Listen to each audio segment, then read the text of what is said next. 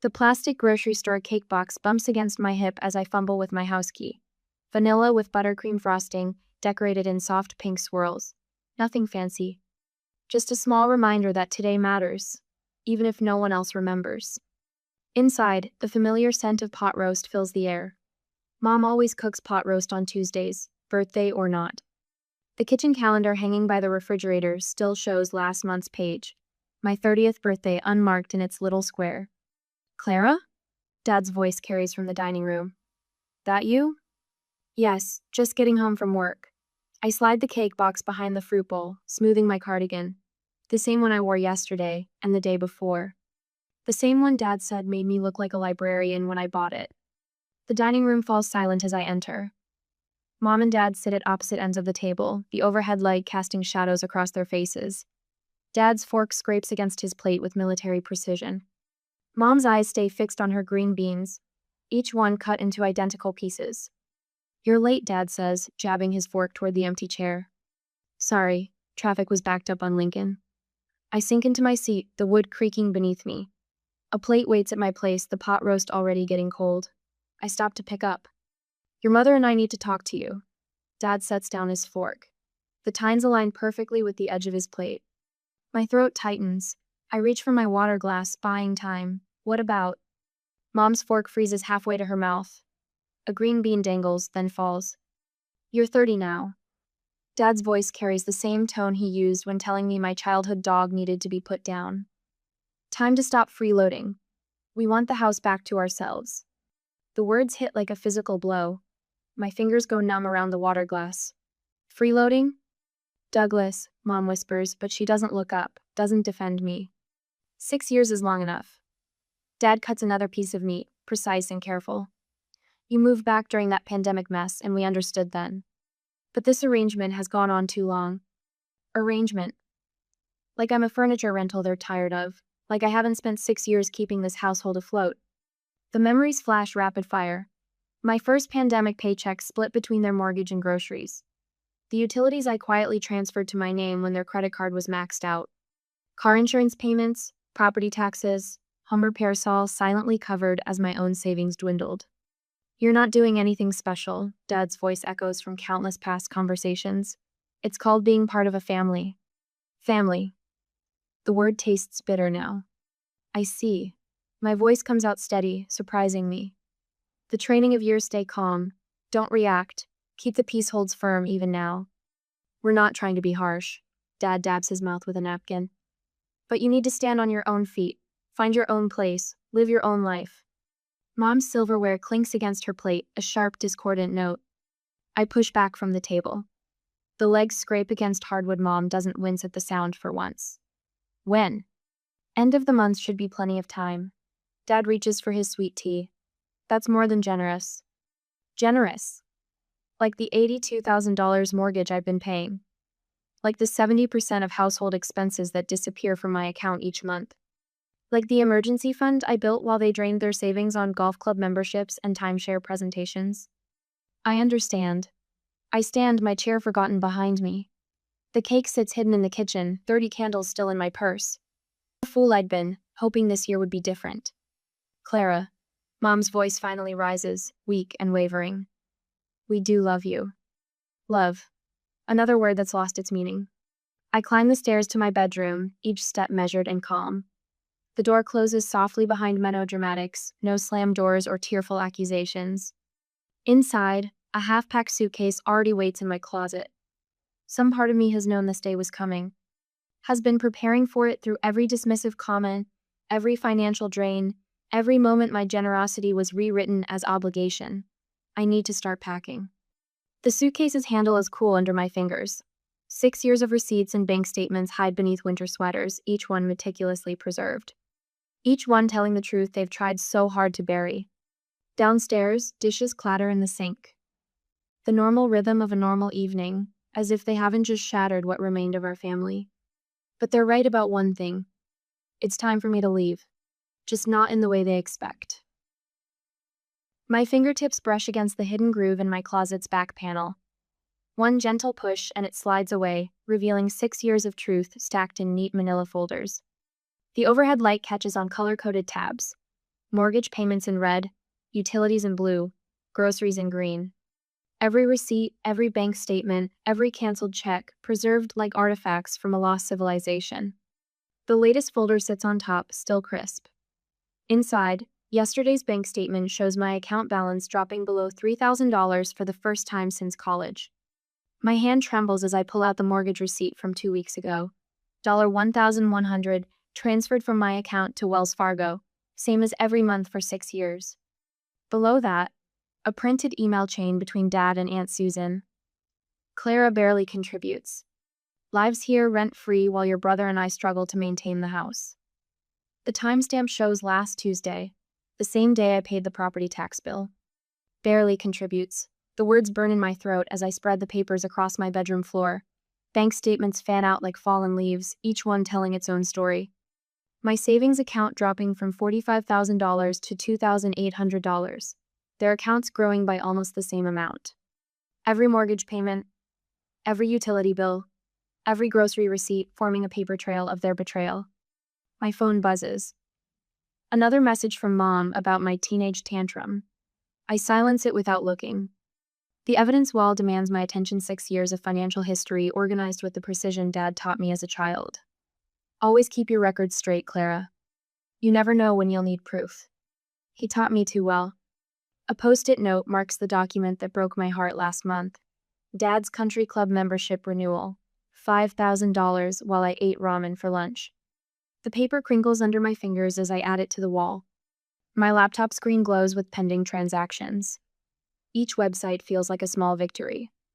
Click. Utility autopay canceled. Click. Netflix unlinked. Click. Car insurance policy split. The shared emergency fund, $13,200 of mostly my money freezes with one final click. My finger hovers over the confirm button. In my mind, I hear Dad's voice. Family takes care of family. But whose family was I taking care of? The one that remembered my birthday? Or the one that called me a freeloader on the same day? Click. The first text arrives within minutes. Mom, internet's not working. Fix it. Then Dad. Car insurance warning on my phone. What did you do? I let them pile up, focusing instead on the final printout in my hands. A bank statement from 2020, my first pandemic-era payment, back when I believed in family obligation. Back when I thought sacrifice meant something. A message breaks through the silence. Not from my parents, but Uncle Jerry. I know what you've been doing all these years. They're wrong. Call me if you need anything. My throat tightens. One ally in a family of accusers. One voice of truth among the lies. The sun sets outside my window as I finish organizing the wall. Each document tells part of the story. The mortgage payments that kept their house. The utilities that kept their lights on. The groceries that kept their fridge full. And beneath it all, the steady drain of my own future slipping away. Dad's footsteps creak on the stairs. Clara? The Visa card's declining at Kroger. I stay silent, adding the final piece to my wall. A receipt from the grocery store. One small vanilla cake. 30 unlit candles, a celebration that never happened. The doorknob rattles. I don't answer. Your mother needs her shows. What's wrong with the internet? What's wrong is 6 years of unspoken truth. What's wrong is $82,000 worth of mortgage payments they called bare minimum. What's wrong is watching my savings vanish while they joined golf clubs and timeshares. What's wrong is it took me 30 years to say no. My phone lights up with another message from Uncle Jerry. You don't owe them your whole life, kiddo. Below his text, notifications stack up like dominoes. Aunt Susan. How could you do this to your parents? Cousin Rachel. They gave you everything. Mom again. We raised you better than this. Each message confirms what the wall of evidence proves. They never saw me as family, just an ATM with a daughter's face. I reach for my purse, fingers brushing against the birthday candles still waiting to be lit. Something clicks inside me, solid and final as a vault door closing.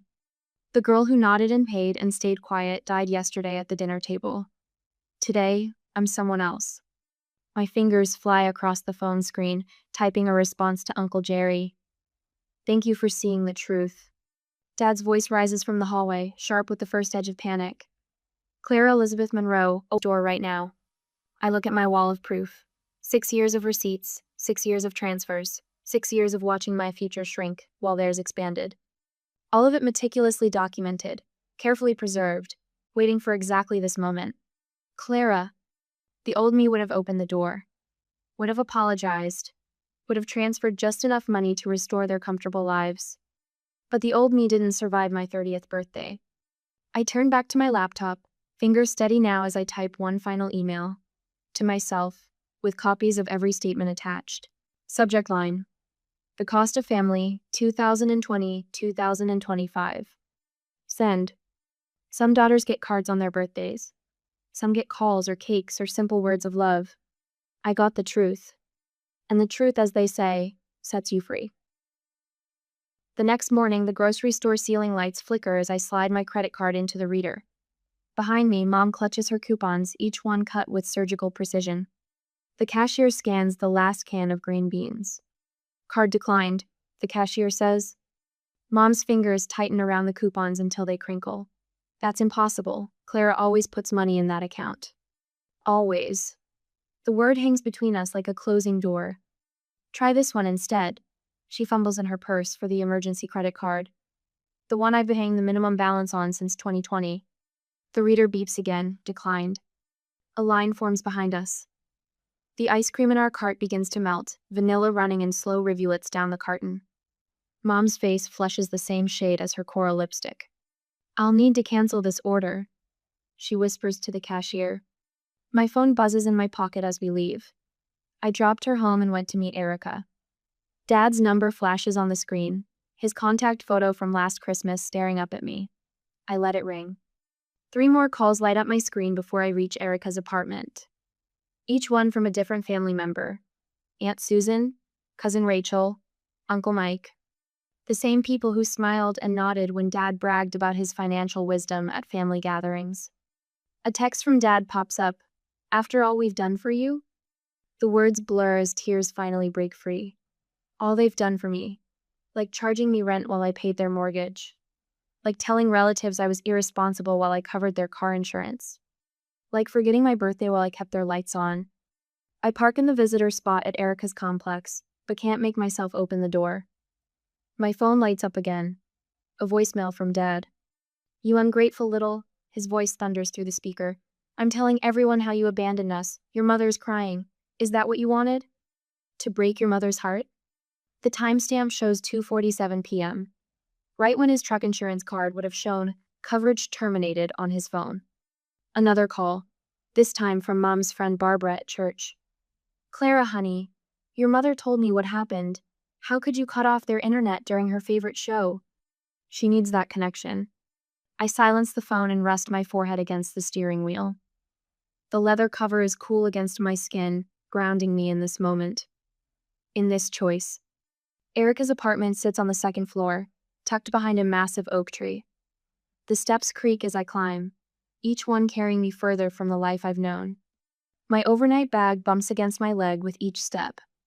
Inside, the same cardigan Dad hated still smells like Mom's pot roast. The door opens before I knock. Erica stands there in her paint-stained overalls, graying hair escaping her bandana. One look at my face and she pulls me inside. I've watched them take from you for years, she says, leading me to her worn leather couch. It's about time. The walls of her apartment bloom with color paintings she's done over decades of friendship. Blues and greens and golds, not a single beige like Mom insisted on at home. A cat clock from 1,962 ticks above her television, its tail swinging in steady rhythm. I shouldn't have, the words catch in my throat. Maybe if I'd just... Stop. Erica grabs my shoulders. Her hands are warm, steady. Paint flecks dot her knuckles like tiny stars. You gave them 6 years. They gave you 30 minutes notice to leave. You don't owe them another thought. My phone buzzes again. Aunt Margaret this time. You're tearing this family apart, her text reads. Your father built that house. How dare you try to take it from him? A laugh bubbles up, sharp and bitter. Dad built that house? I've paid 70% of the mortgage since 2020. And now they know exactly what they lost. Erica disappears into her kitchen, returns with 2 mugs of tea. The ceramic is warm against my palms. Let them feel it. The tears come then. Not the quiet ones I've mastered over years of disappointment. These tear through me like a summer storm, leaving me gasping on her couch. Erica holds me through it, her silence more comforting than any words.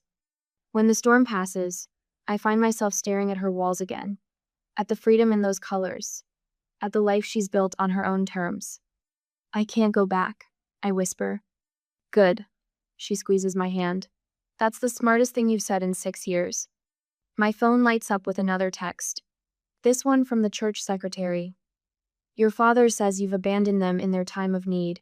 We're organizing meal deliveries. I set the phone face down on Erica's coffee table. Let them organize meals. Let them believe whatever story Dad spins. The truth has receipts, and I have copies of every single one. Through Erica's window, the oak tree's leaves dance in the afternoon light. Their shadows paint patterns on her carpet, proof that beauty exists beyond beige walls and obligation. Beyond guilt and manipulation dressed up as love. What happens now? I ask, more to myself than Erica. She points to a painting on her wall. Golden light breaks through storm clouds, illuminating a path through darkness. Now? You live. My phone buzzes one final time. A text from Dad. If you don't fix this by morning, they're coming back. For the first time in 6 years, the thought of never going back feels like freedom instead of failure. I silence the phone completely, fold the cardigan Dad hated, and set it aside. Tomorrow, they'll wake up to more cancellation notices. Tomorrow, Mom's church friends will deliver casseroles and listen to stories of my betrayal. Tomorrow, Dad will realize exactly how much of their lives I've been quietly maintaining. But tonight, in this room full of color and possibility, I let myself feel the strength in my breaking point, the power in finally saying enough. It's time to live. At Erica's apartment the next morning, the copier hums beneath my hands, steady and familiar. Each bank statement emerges crisp and clear, 6 years of financial history reproduced in black and white. No highlighting, no annotations, just numbers telling their own story. My fingers smooth each page into the manila envelope. Mortgage statements, utility bills, property tax payments.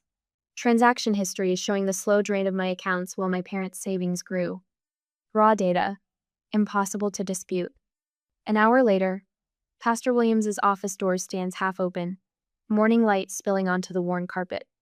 Inside, he sorts through his Sunday sermon notes, reading glasses perched on the end of his nose. The same glasses he wore when I was 10, watching our children's Christmas pageant from the front pew. Clara? His eyebrows lift as I step inside. What brings you by on a Tuesday? I place the envelope on his desk. The paper is smooth under my fingertips, unremarkable except for the weight of truth it carries. Some information I thought you should have. A small note rests on top. The truth, with receipts. He opens the envelope slowly, methodically, the way he opens his Bible before each sermon. The first page emerges a mortgage statement from 2020. His eyes widen behind those reading glasses. Good Lord. The words come out soft, almost a prayer. You've been paying 70%? I stand quietly as he pages through the documents. Let the numbers speak for themselves. Let them tell the story my parents have tried so hard to bury. Clara, I had no idea. He removes his glasses, polishing them with his handkerchief. A habit I've watched since childhood, whenever something troubles him deeply. Your filed the counsel such a different story. I know.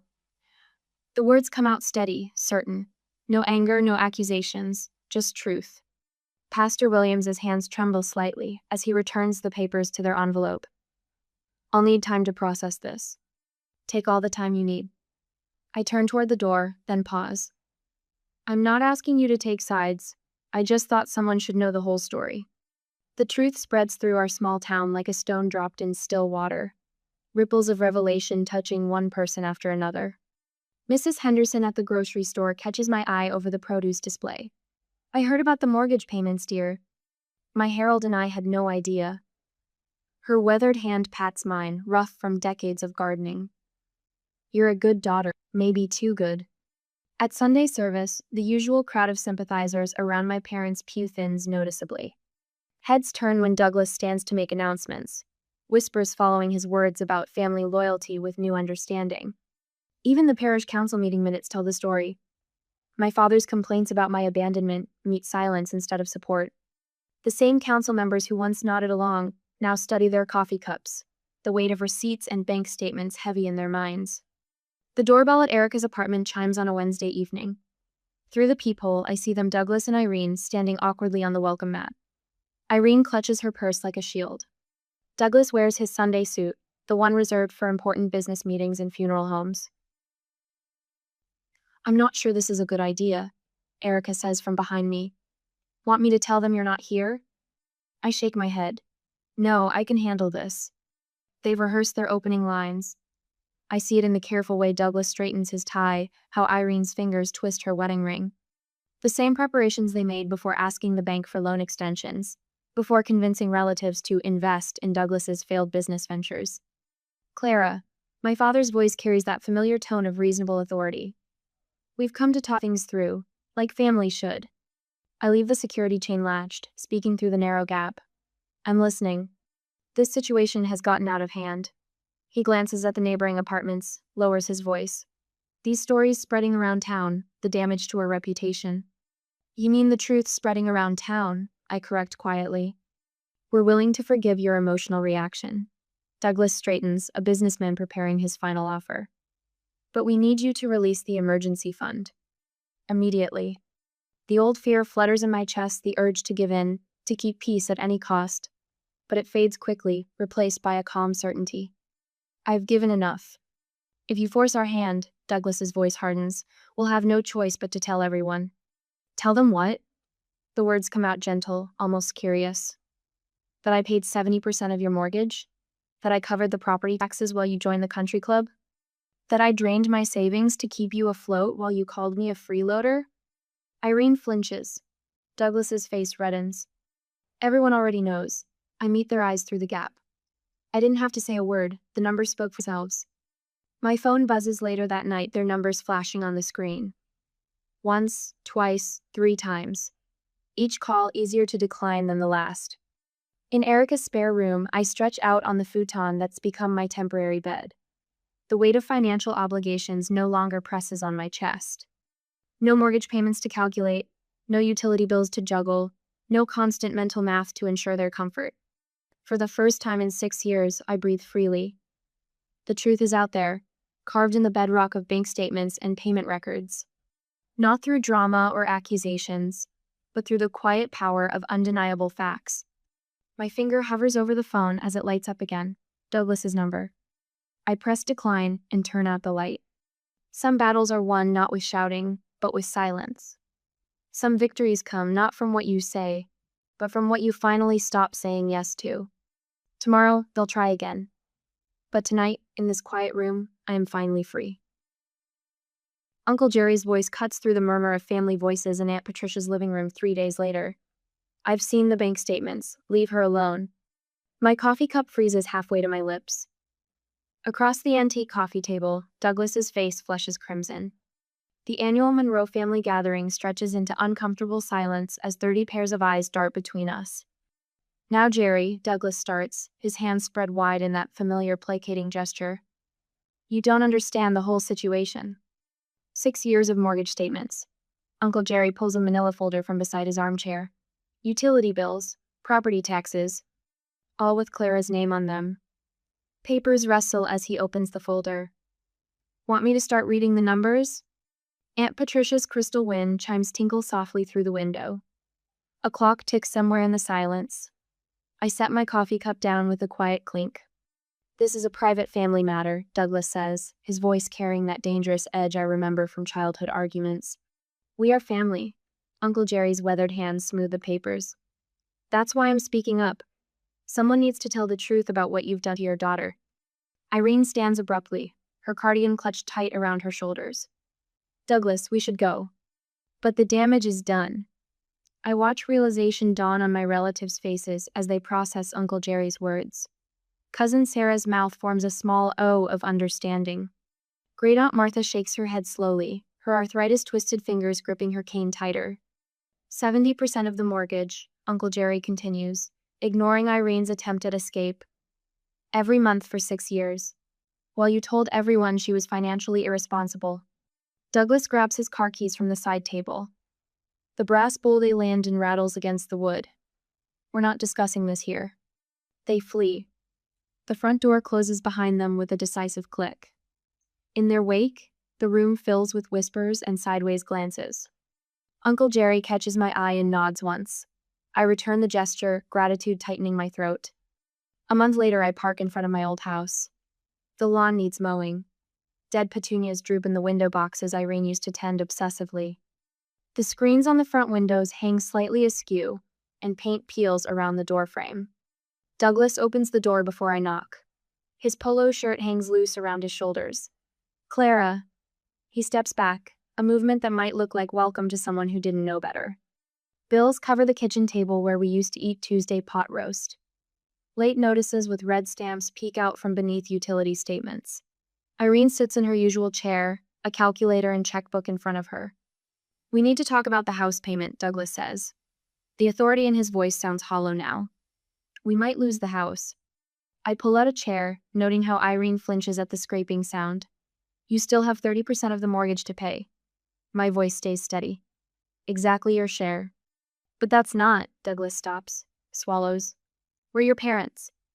Yes. I place a thick folder on the table. And here's 6 years of proof that you took advantage of that fact. Irene's hand trembles as she reaches for the folder. Bank statements spill out, each one highlighted with precise yellow lines showing my withdrawals. Mortgage payments, insurance, utilities.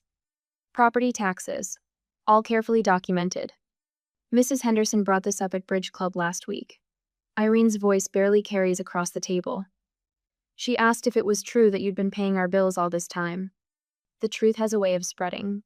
I smooth my skirt, a simple gray one I bought with my own money, for myself. We didn't see. Irene's eyes fill with tears. Real ones for the first time. We didn't see what you were doing for us. No. The word comes out gentle but firm. You didn't want to see. Douglas paces behind Irene's chair. The floorboards creak under his feet, a sound I use to tiptoe around. What do you want from us? I want you to acknowledge what you did, publicly, to everyone you lied to about me. I meet his gaze. That's my condition for any future relationship. You can't just... I can. 2 simple words, but they carry the weight of 6 years of silence. Love shouldn't come with a payment plan, but respect must come with honesty. A car door slams outside. Through the window, I watch Mrs. Henderson walk past, her golden retriever trotting beside her. She glances at the house, at the peeling paint and dead flowers. Her eyes meet mine through the glass. Nods once, solemn and knowing. Take time to think about it. I stand, my chair scraping against linoleum that needs replacing. You know where to find me when you're ready to tell the truth. Irene's sob follows me to the door. I pause, my hand on the knob. I don't hate you. The words surprise me with their honesty. But I don't trust you. That's the difference you'll have to live with. Outside, summer sunshine warms my face. A breeze carries the scent of fresh-cut grass from other, better-maintained lawns. My sensible shoes tap against the cracked sidewalk as I walk to my car. Behind me, the house stands silent. My parents watch from the window. I feel their eyes on my back. But I don't turn around. Some moments don't need witnesses to be powerful. In my rearview mirror, the house grows smaller. 6 years of my life, measured in mortgage payments and silent sacrifices. But the road ahead stretches clear and open, leading somewhere new. Somewhere better. Somewhere mine. The key slides into the lock with a satisfying click a month later. My key. My lock. My $690 a month slice of freedom. The studio apartment smells of fresh paint and possibility, sunlight streaming through windows I can open or close without permission. I set down the last box from Erica's car and survey my domain. The furniture tells its own story. A threadbare armchair from the church thrift store. A kitchen table rescued from someone's curb. Mismatched plates that speak of beginnings rather than hand-me-downs. Each piece chosen by me. For me.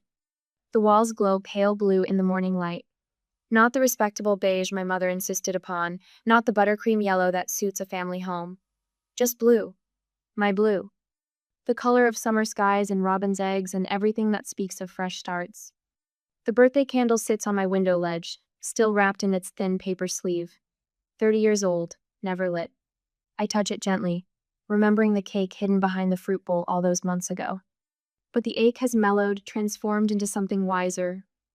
The candle stays not as a monument to hurt, but as a reminder that some gifts we have to give ourselves. This corner needs something. Uncle Jerry's voice carries from the doorway. He holds up a bag from Home Goods, his smile warm beneath his silver hair. Thought you might like this. Erica peers around him, carrying a plant I'm pretty sure came from her own living room. We come bearing housewarming gifts. And takeout. Nobody should cook on moving day. The Chinese food containers crowd my small table, sweet and sour sauce mixing with stories and laughter.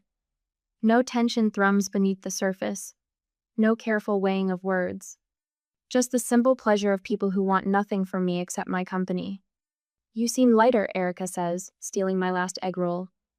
Like you've shed more than just extra payments. I feel lighter. The words come easily now. Turns out guilt weighs more than furniture.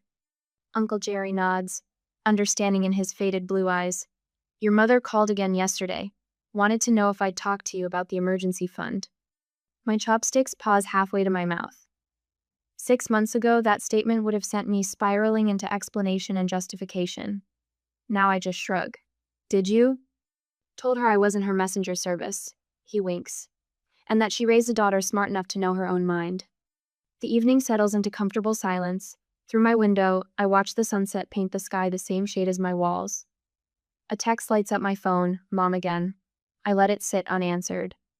Not forever, but for now. On my terms. Tomorrow I'll open a savings account with my name alone on the signature card. The money that once vanished into my parents' endless needs will build my own future instead.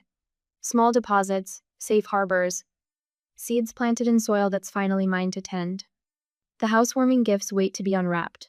Practical things from neighbors who've chosen sides without my asking. Barbara from 3 doors down brought dish towels and quiet approval. Even Pastor William stopped by with a coffee maker and conversation carefully steered away from my parents' empty pew. You know what this place needs? Erica roots through the Home Goods bag Uncle Jerry brought. A proper birthday celebration, better late than never. She pulls out a small silver house, dangling from a ribbon. Not a toy, not quite an ornament. A talisman, maybe. A symbol of foundations built on choice rather than obligation. For your wall, Uncle Jerry says gruffly. So you remember. Remember what? He doesn't say. That I'm stronger than I knew? That family can be chosen?